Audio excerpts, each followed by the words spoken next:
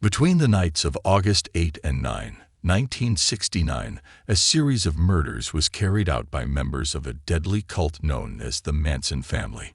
This series of murders, which was later known as the Tate-LaBianca murders, claimed the lives of 8 months pregnant Sharon Tate and 6 other innocent people.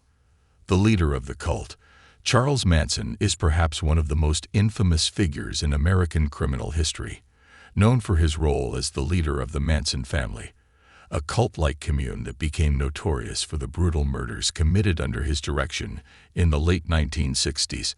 Manson's life story is a complex and dark tale of manipulation, violence, and the dark side of human nature. Welcome to Maya's Reality Channel, where we bring you compelling true crime stories. From unsolved mysteries to notorious criminals, we leave no stone unturned as we navigate the dark corridors of real-world crimes. Please don't forget to give us a thumbs up and hit the subscribe button for more. Now let's get back to the story. Charles Manson was born on November 12, 1934, in Cincinnati, Ohio, to Kathleen Maddox, a 16-year-old girl who was allegedly a prostitute. Manson never knew his biological father and was given the last name Manson from his mother's brief marriage to William Manson. His early years were marked by instability and neglect as his mother struggled with poverty. Manson's early experiences with abandonment and rejection would later shape his personality and influence his manipulative behavior. After Manson's mother was imprisoned for armed robbery, he went to live with an aunt and uncle in West Virginia. From the age of 9 onwards, Manson was in and out of juvenile reformatories and prison for various crimes, including petty larceny, armed robbery, burglary, and auto theft. It was during this time that Manson's criminal mindset began to take shape, and he developed a fascination with manipulation and control. Upon his release from prison in 1967, Manson relocated to San Francisco, where he quickly garnered a small yet dedicated following from the city's bohemian youth culture. His charismatic persona and claims of spiritual enlightenment drew in young men and women alike.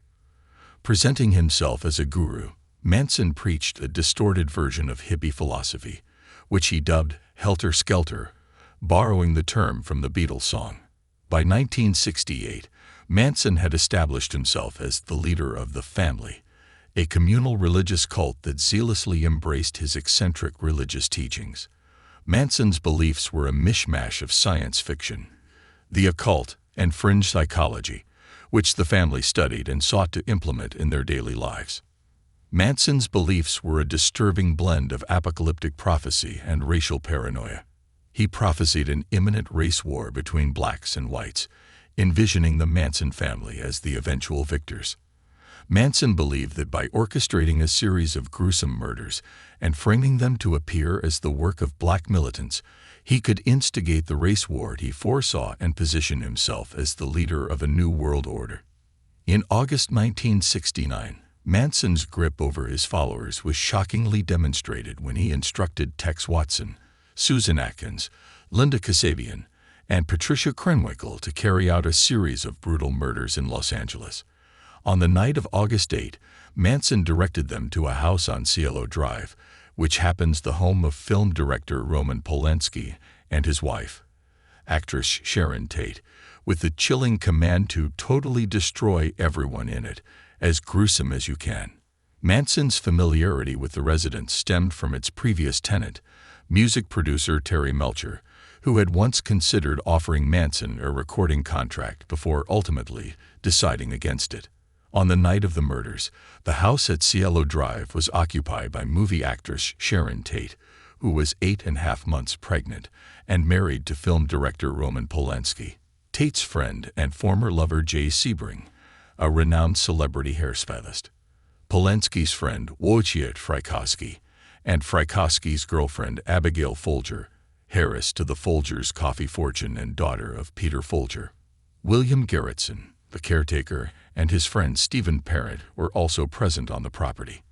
However, Roman Polanski was not in Los Angeles at the time, as he was in Europe working on a film.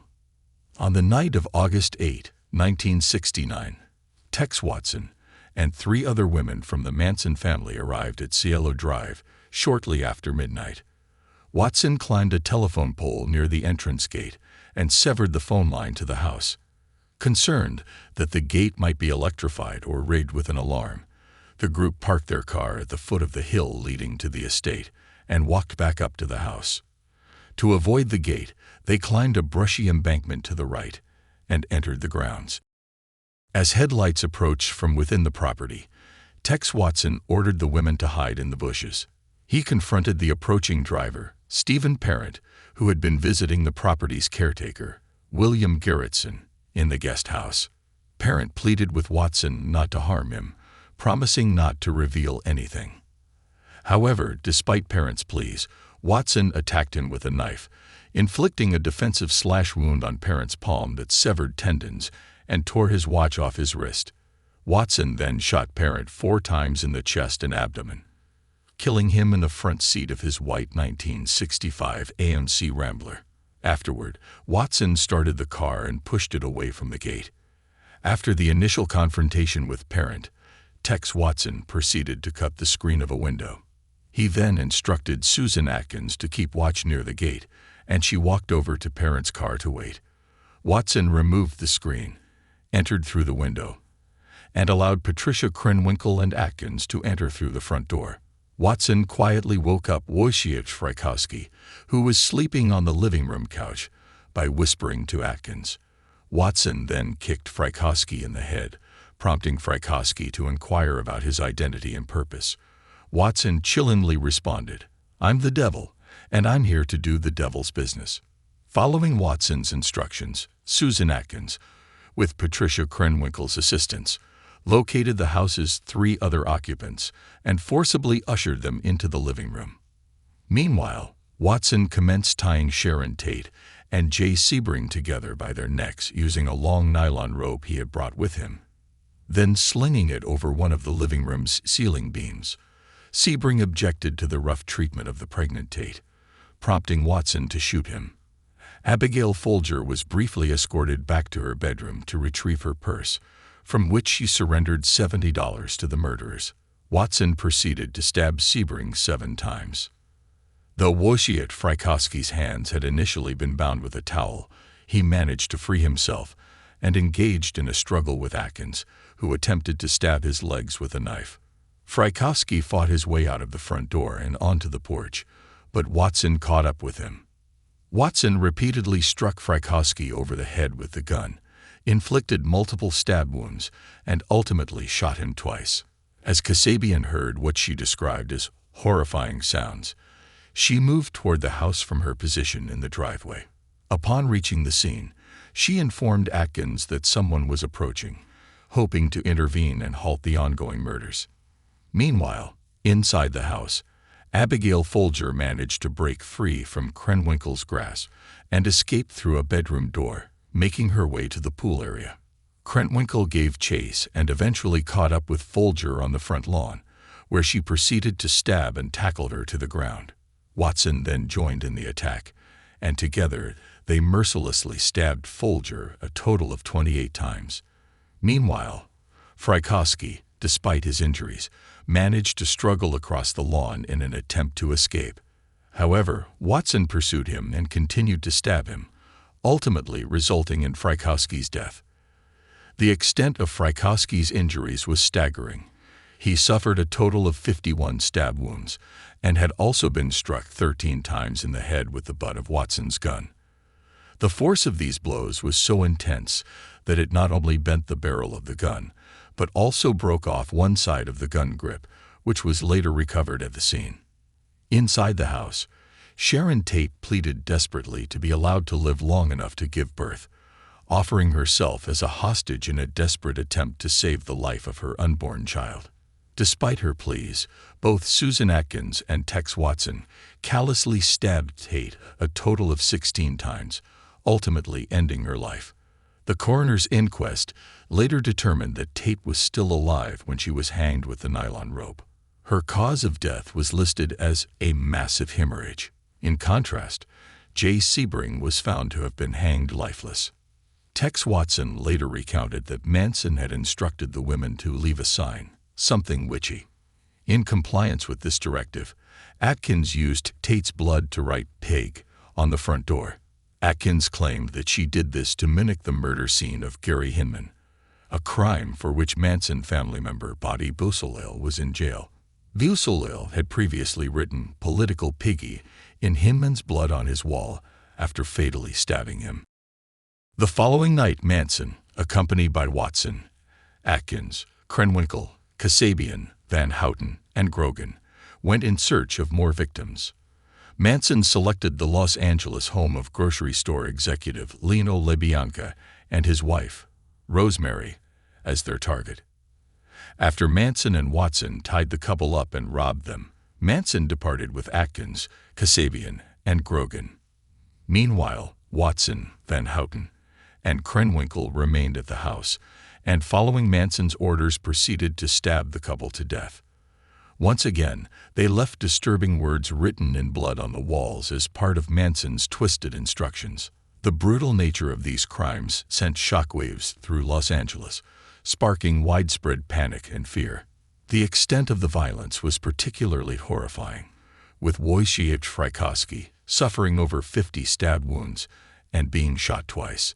Initially, investigators struggled to link the two murder scenes, with detectives focusing on a possible drug-related motive for the Tate murders.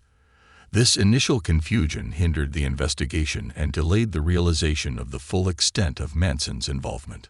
Overall, these murders not only shocked Los Angeles, but also deeply unsettled the nation, serving as a grim and violent conclusion to the perceived innocence and idealism of the 1960s hippie era. The Manson family's crimes shattered the peace and love image associated with the era, leaving a lasting impact on American society and culture. In October 1969, Manson and several members of his cult were apprehended at their base, Spawn Ranch in Death Valley. They were arrested on charges of vehicle theft and arson. One of the individuals arrested provided information that implicated Susan Atkins in a prior murder. While in jail, Atkins boasted to fellow inmates about her involvement in the Tate murders. By the end of the year, all of the individuals responsible for the killings had been apprehended. Subsequently, they were charged with multiple counts of murder and conspiracy to commit murder. The trial, which combined the Tate and LaBianca murders, commenced in June 1970. Linda Kasabian, who had been granted immunity, served as the prosecution's key witness. The trial garnered significant media attention, as Manson and his followers displayed bizarre and erratic behavior in court. Manson, in particular, gained notoriety for carving swastikas into his forehead and causing disruptions, leading to his portrayal as a dangerous and unstable individual. In 1971, despite his attempts to present himself as a misunderstood prophet, Manson was found guilty of first-degree murder and conspiracy to commit murder. Initially sentenced to death, his sentence was later commuted to life in prison, following California's abolition of the death penalty in 1972. Manson spent the remainder of his life behind bars, becoming one of the most infamous inmates in the American penal system.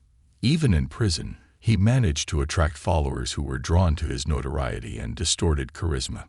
Manson never showed any remorse for his crimes, consistently maintaining his innocence and continuing to propagate his bizarre beliefs until his death. Charles Manson remained imprisoned until his death from cardiac arrest, resulting from respiratory failure and colon cancer on November 19, 2017.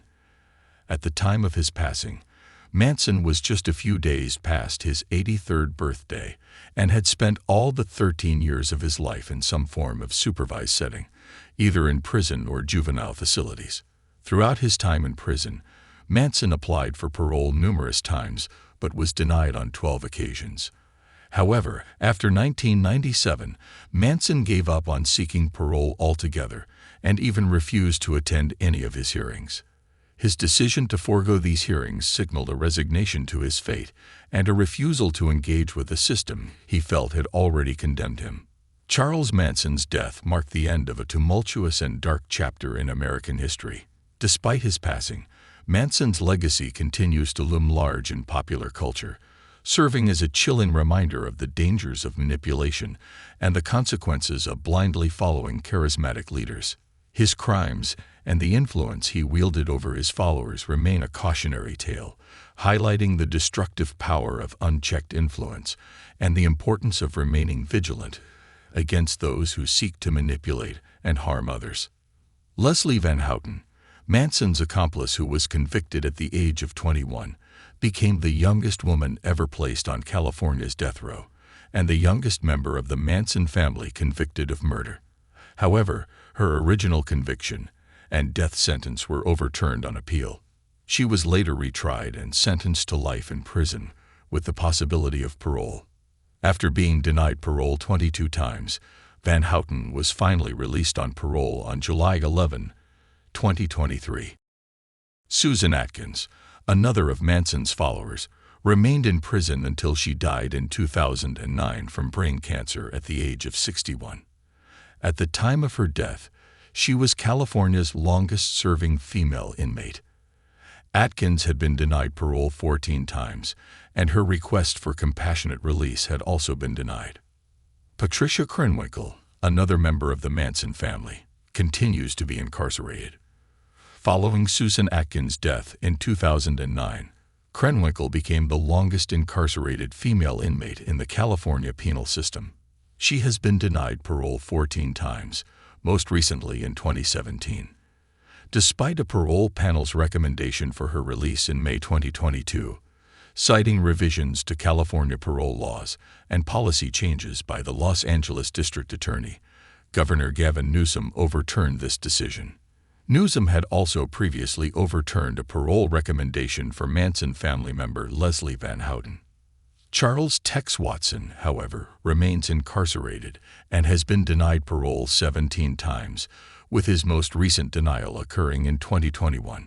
Despite claiming to have transformed during his time in prison, becoming a born-again Christian, and asserting that he is a reformed man, Watson has been unable to convince the parole board of his readiness for release. While Watson's claims of personal growth and spiritual transformation are significant, the heinous nature of his crimes and the lasting impact they had on the victims' families and society as a whole have weighed heavily in the parole board's decisions. Despite his efforts to demonstrate his rehabilitation, Watson's parole applications have consistently been denied, reflecting the seriousness of his offenses and the enduring consequences of his actions. Charles Manson's life and story are a chilling reminder of the dark side of human nature and the dangers of unchecked charisma and manipulation. His ability to attract followers and bend them to his will is a testament to the power of persuasion and the vulnerability of those searching for meaning and belonging.